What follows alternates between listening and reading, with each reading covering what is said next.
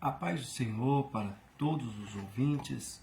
Estamos aqui desfrutando de uma vida diária com Deus e hoje eu quero meditar com vocês em Hebreus capítulo 12, versículo 16, que diz: E ninguém seja fornicador ou profano, como Esaú, que por um manjar vendeu o seu direito de primogenitura. Meus queridos ouvintes, nós temos aqui esse conselho de Deus sobre um exemplo que aconteceu no Antigo Testamento. Um homem que tinha sobre ele um grande direito, uma promessa e um direito de primogenitura. Esaú, ele gozaria de muitos privilégios devido a esse direito que estava sobre ele. O direito de primogenitura daria-lhe o direito de ser o próximo líder de família ou da tribo, daria o direito de honras, de respeito e também porção dobrada da herança.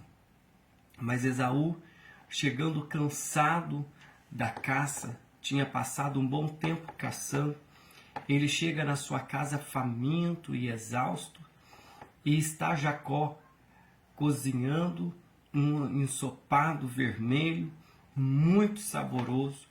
E naquele instante ele pede para Jacó um bocado daquele ensopado.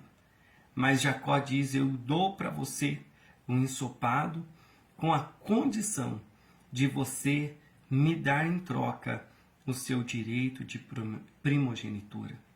Olha, Esaú, de forma insana, de forma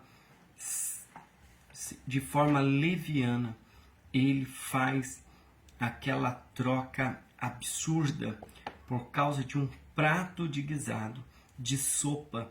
Ele troca o seu direito de primogenitura. Assim, a palavra do Senhor vai nos advertir para que nós não tenhamos o mesmo procedimento que teve Esaú.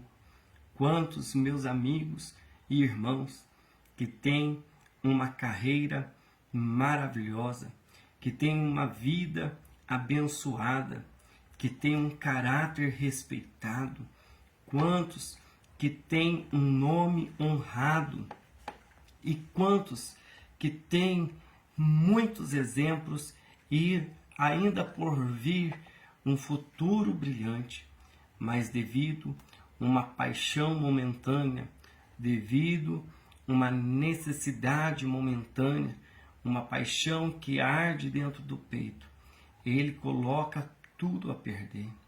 Ele troca por um prazer momentâneo a dignidade da sua família, o caráter, a honra do seu nome, e ele coloca por baixo, ele coloca tudo a perder, simplesmente por conta de uma paixão, uma aventura momentânea. A palavra do Senhor vai dizer que tudo que nós ceifarmos na carne nós ceifaremos.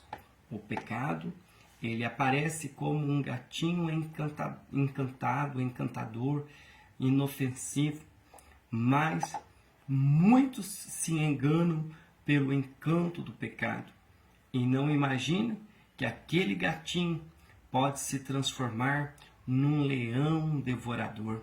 Meus queridos ouvintes, o mundo raramente vai expor para nós, porque não é interesse do nosso inimigo.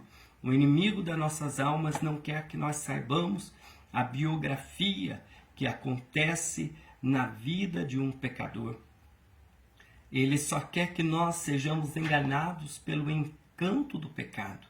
Mas se você for pesquisar a fundo a descrição, o histórico de todos os que caem em pecado e têm uma vida de miséria, você vai ver que o resultado é desastroso, é dolorido, é um sofrimento imensurável. Por isso, A Bíblia, ela é clara em dizer, porque o salário do pecado é a morte, mas o dom gratuito de Deus é a vida eterna.